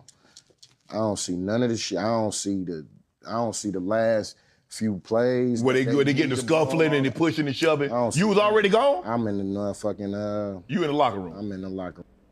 Absolutely insane. Could you imagine your coach decides to run the dumbest play that we've ever seen, I feel like, in the past 10 years of Super Bowl appearances, and you're not on the sideline like frustrated with the rest of your team. You go to your quarterback who was at the center of this idiotic play. You say, "Better luck next time, pal," and then go to your head coach, take your helmet off, and hit him with the Joker laugh, and then walk back to the locker room and just say, "I don't even care anymore." That's insane. Yeah. That is ultimate trolling. Marshawn is a legend. I'm sorry. That is savage mode. Yeah. That's crazy. Unbelievable. I mean, this is why we love Marshawn Lynch. Like, in the story, what I hate about the podcast space is that we recycle stories and we recycle guests. Fucking podcast space is boring to me. But Marshawn Lynch telling this story continues to get better and better every time he tells it. Like, he had this same conversation on a podcast before us, and then I think Lindell asked a question when we sat down with him, and he gave us a little bit more, and then I never heard that part of the story, right? And so I'm glad that, he finds a way to continue to give something a little bit different, because we've heard these stories before, but that's savage, but that's Marshawn Lynch. I love Marshawn Lynch, man. I've loved Marshawn Lynch since he came into the league. I think he came in maybe 2009, 2010. And he was the same way at the Pro Bowl. First time I met him at the Pro Bowl, him and his mom, we getting on the bus, they got their headphones on, they doing all of this. We going to practice, it's 9 in the morning. I'm like, yo, this dude turked up. My favorite video of him is when he's in college at Cal and he's driving the golf cart through the football field. He's just like, the music's playing, he's swerving it. He's not even like driving like a normal, he like swerving it, he going around people, he cutting through crowds, like he's just. It's crazy how, one play, one moment can change everything, right? Like this team, when you talked about the Commanders earlier, he's like, you see them on the schedule, you feel like, this game is going to be scrappy, it's going to be tough. When there's certain teams you see and you're like, oh, damn, you know what you're getting. The Seattle Seahawks, I'm going to be honest with you, playing against that defense, that Seattle 3 that they used to play, they still kind of play, they switch it up a little bit. As a competitor, as a receiver, I was like, this is damn near going to be impossible. Like, we got to play our best game, and we got to be ready to take some big hits. They were like that. This was a dynasty in the making. It really was, and just all the egos from Pete Carroll to Russell Wilson to Marshawn Lynch. I don't even think Marshawn has an ego. Marshawn is just like, I know who I am. Just give me the ball, let me do my job. But then you had Richard Sherman, the defensive line, and all the other guys there, man. Doug Baldwin. They messed up a dynasty. They really did. So blame whoever you want, but they messed up a dynasty. Well, listen, if you guys want to watch the rest of that, it is, like I said. No, no, we ain't going. I may be on. No, don't. I might be done with Shannon Sharpe. And it ain't because I love Russell Wilson. I had those same conversations with anybody. I like to give different perspectives. Shannon Sharpe's a sucker. Shannon Sharpe's a sucker because, you know, when you have a platform as an athlete, you got to be responsible with other athletes. That's how I feel. You're choosing to be how they are, meaning like the traditional people out there. This last year, let's have the conversation. But it's like, bro, like why are you still pulling back all these layers about the Seattle Seahawks and Russell Wilson? To me, it's some sucker stuff. You know what I mean? And he continues to do it. I'm losing a lot of respect for Shannon Sharpe. You know, now look, if this was a hot topic like it was last year, and it was for a couple of months, go ahead. But a year later. But I mean, you're speaking to Marshawn Lynch. A big part of his story in football is directly tied to Russell Wilson and Pete Carroll. So are you not? Yeah, supposed for to sure. ask him? No. Listen, there is a big part, but Shannon Sharpe knows what he's doing, right? Shannon Sharpe knows that, you know, it's so easy for us to talk about, you know, a Russell Wilson right now. You know what I mean? And it's like, as a former player, I'm talking about player. I'm talking about new media. You choose to use your platform to continue to tear another athlete down. That's my thing. Traditional journalism and all of the other stuff, they have a job to do. They can do their job. But I'm talking about as a player, what is our responsibility to our former players? Because the thing that we all get pissed off about as players is like, damn, y'all, why y'all keep doing this? Like, we all feel the same thing as players. We all, like, run away from the media. Media comes in the locker room, we run away. Why? Because of the shit that he's doing now. So traditional media can do whatever they want, but and this is my perspective, because anybody can do whatever they want. I just don't vibe with it, and I don't respect it, and I think Shannon Sharpe is turned into the biggest sucker of them all. Well, how would you have liked I just said that we can move on. I don't even want to talk about it no more, because Shannon Sharpe is the biggest sucker of them all, because you're an athlete and you choose to continue to tear down athletes 12, 18 months later. You are a sucker. You are a sucker. All right. Okay. Well, we have some time left in the show. We're going to talk some basketball. Yay, basketball. It's basketball season. Do we have a basketball here? Oh, you don't? I wish we did, because I don't want to hold it. But that's fine. Listen, Derrick Rose may be a dad, but he is not your babysitter. All right? Listen, the signing of Derrick Rose and Marcus Smart to the Memphis Grizzlies was positive for many reasons, but the biggest being the veteran leadership that it was going to provide such a young team, specifically John Morant. Now, Morant will begin serving his 25-game suspension for conduct detrimental to the league at the start of the season. He will be allowed to travel and practice with the team in the interim.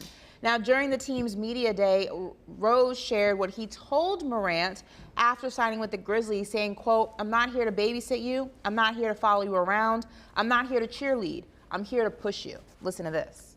I talked to him a little bit, but it's not where it's like, I just told him I'm not here to babysit you. I'm not here to follow you around.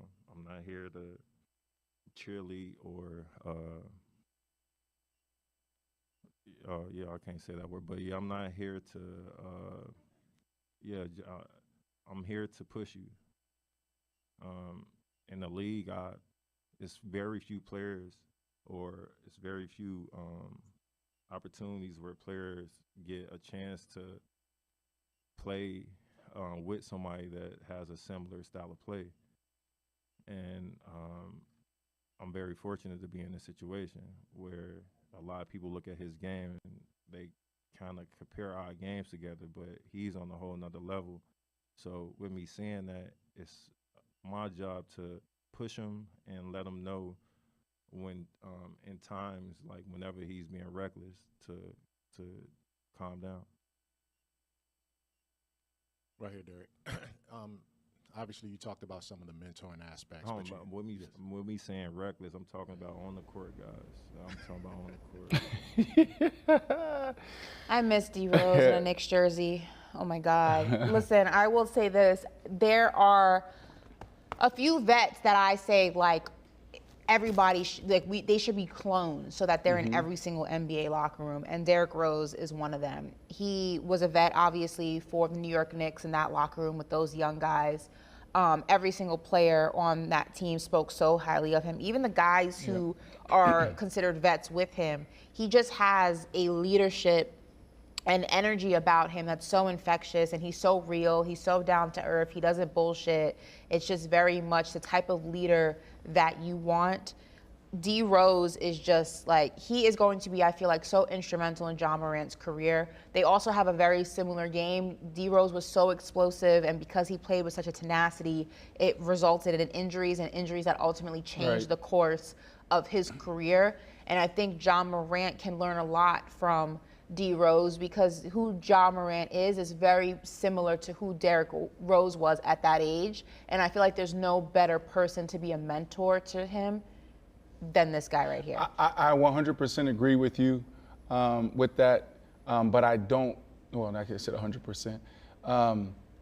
D Rose and John Morant, there's the difference between them is D Rose is really from where he's like from. I was just speaking in terms of playing style. No, Yeah, seriously, yeah. yes, right. But I say that because that's a big part of it, and obviously he clarified that. He said on the court, and so that what he does off the court affects on the court. So for D Rose to really be from, you know, the south side of Chicago in the trenches and look at him like, bro, like, are you serious? What I'm doing now, D Rose was one of the first athletes I sat down with. So we lived in the same building in Chicago. When I was playing for the Bears, he was playing for the Bulls, and we would drive around. He would pick me up in his Wraith, and we would drive to the south side of Chicago or the west side of Chicago, and he would show me different parts of the hoods and show me different things that, you know, we could potentially do. Like one of the things, when I say we could potentially do, one of the things I was trying to show him was like, yo, what if we put like a house of athlete on the south side of Chicago, et cetera, et cetera. So I've had some intimate moments with D Rose, and he is, what he is today is what he was back then. I love D Rose. Even a better version. Phenomenal human being. I do want to address something before the show ends. Trey Biz, right? I just went on what we say rant, right? Trey Biz. Trey Biz in the chat. Oh, we got a super chat. I thought that was something else. I was like, I don't know what that means. Okay, go ahead. So I feel part of my responsibility right now is being one of the gatekeepers of this new media when it comes to athletes and how I feel we should work. Now, my perspective is my perspective. Doesn't mean that it's the only way to do things. So that's why I will continue to have that conversation and go on rants like that, Trey Biz. So Trey Biz, you said, B. Marsh better not ever say, let's get messy again. Now, Ashley and I had this conversation, and Ashley, this is just me just giving my statement here just so people understand where I'm coming from. We do have a responsibility in media, right? Now, there's some people that are trained, they have the education, and this is what they do. We have to learn as athletes how to play our part, but also still hold athletes accountable and still have those real conversations, right? Like John Morant, you get John Morant in the situation after he's suspended. How do we have that conversation? And for me, the way I look at it is the same way we would have the conversation in the locker room, right? So when I say let's get messy, what I'm doing is first, I'm not talking about anyone else. I have, let's say I have Russell Wilson on. I'm going to ask him, I'm going to say, let's get messy, right? It eases the space. Let's get messy for a second, Russ. Bro, what the hell was you thinking? This would be my question to Russell Wilson. Bro, you called Marshawn Lynch from a block number. So what that's doing is I'm not putting him in a defensive space. I'm making it comfortable for him, for us to have that type of conversation. And matter of fact, if I was to sit down with Russell Wilson, that's exactly how I would ask him the question. Because that's how I'm going to talk to him in the locker room. Yo, bro, did you really Did you really call Marshawn Lynch from a block number? So I'm not doing that with all these athletes. I'm talking about their story, and I'm doing it in a way so they can tell their story. Now, in the traditional space, right, you push back and you do all these things. For me, it's like, yo, bro, like, what happened? Tell me your story. I might have one or two follow-up questions, but that's it. So I will continue to lean into let's get messy, and that's why I say let's get messy, but there's a way of doing it. It's taking it back to the locker room, okay? So I appreciate the feedback, Trey Biz, but look, again, I'm not always right. I'm not always right. This is just my approach. Just my approach. That's it. So. All right. Well, diving back into basketball, plenty of time left on Lonzo's shot clock. When Lonzo Ball joined the Chicago Bulls in 2021, they were one of the top teams in the Eastern Conference, and they looked poised to make a playoff run. But after Ball went down with an injury, 35 games into his season with the Bulls, he's been unable to make his return to the court since. Now, after what he called a, quote, big surgery in hopes of correcting his ongoing knee issue, Ball spoke to the media during the Bulls media day and made it clear that his career is far from over, saying, "I'm only 25. Roll it." You know, unequivocally tell us that you plan to return to the NBA. Yeah, I mean, I definitely plan on playing again. Like I said, I'm only 25. You know, I feel like the rehab process has been going well so far, no setbacks. So for me, it's just keep my head up and just keep doing the work. He also let us in on a little bit of that rehab process, and he spoke about how difficult and how the progress is going. Lonzo, can you tell us sort of like what the regimen is to help you get 100% healthy? You know, because let me tell you, man, when you were here before the injury, this team was #1 in the Eastern Conference. We were averaging 14 and 15 points on the fast break. I thought that you were the straw that stirred the drink, you know, and everything changed when you got hurt. But, you know, now we look towards the future. We look forward to you coming back. But what is the process that you've been going through in order to get your knee healthy? Right now, it's just all about strength and flexibility, you know, trying to get all that motion back and trying to build a strongest base as possible, you know, to take the endurance of the season pretty much. And right now I'm probably about halfway through the rehab process. Still got about, you know, six or so months to go. Okay. But like I said, it's been going well. You know, I'm just trying to stay positive and take it day by day. I'm rooting for Lonzo so heavy. When he got into the league, I was excited. I'm a big Lonzo Ball fan. Yep. He's my favorite Ball brother. You sure? Lonzo. Melo. What about Melo? I mean, I feel like LaMelo's for more of that younger demo. Like Lonzo, for me, like I watched him in high school. Like I'm a big Lonzo Ball fan. So what his career has become so far has just been really unfortunate to see. Right. So I'm rooting for him to get back to even a portion of the Lonzo that he was, because at Lonzo's his best, and he was only getting better. He was working on his shot. He was working on his handles, and his ceiling was high. So what Lonzo Ball is to you is what Courtney is to me when it comes to the Kardashians. My favorite. Kourtney Kardashian's your favorite? Courtney. I can see that. Kourtney's Chloe. No, which one? Chloe's your favorite. Which one was Tristan's? Chloe. No. So Chloe's your favorite Kardashian. Chloe. I think I messed that up a couple weeks ago when we talked about. No, Chloe's my favorite. No, I'm rooting for him as well. You know, it's a tough spot. He does have time, but the reality is, it's like when you go in and you alter things, and I think one of his procedures was something like new and. It was new. It was not invasive. It was intense. Yeah. You know, they're trying everything to basically reconstruct his knee. Right. So what that looks like, and there's a very high possibility that he's going to have to change his game completely if he does go ahead and make when he makes his recovery, his game may just completely change, and he'll have to figure out a new way to play. But he is right. He is only 25 years old, and I know. You know, doctors will tell you, you know, the younger you are, the easier it is to come back from certain things. And I believe he'll be able to come back. I just don't know what version of Lonzo we'll get when he does. But I am rooting for him. Lonzo, like I said, my favorite Ball brother. The sky is the limit for him. I hope that we just get even a portion of him back. Right. So 100%. How much time we have left in the show? I think we have like less than 60 seconds. Anything you want to get off your chest one more time and close us out? Trey Biz, we can go into the Kumbaya room. Trey Biz was the one that said, so I forgot. Do we have one of those? Yes, the yoga room at House of Athletes. We should probably. So no, but Trey, listen, Trey said, B, it was just a joke. And then he said, let's go into the Kumbaya room. No, bro, like I actually appreciate the layup because I want to actually have those conversations more, because I do think that, you know, we have to learn what this space is as athletes, and, you know, everybody has a different approach, you know, and so how do we do that? And there's still a lot of work to do. So, no, I love you, Trey, and I also love everybody that's rocking with us here on Paper Route that's also in the chat. Sirius XM Faction Talk Channel 103, and we have Ashley Nicole Moss, the flyest. We will see you guys Monday. And enjoy the game tonight. Right. Try to enjoy the game tonight if you're watching. Taylor Swift, she might be there. The NFL might be taking her to all the primetime games. She's not even going to You don't think she's going to go? She's not even going to go to that. Travis Kelce's birthday is today. She has plans. Happy birthday, Travis, 34. Think she got a birthday outfit? Oh, my God.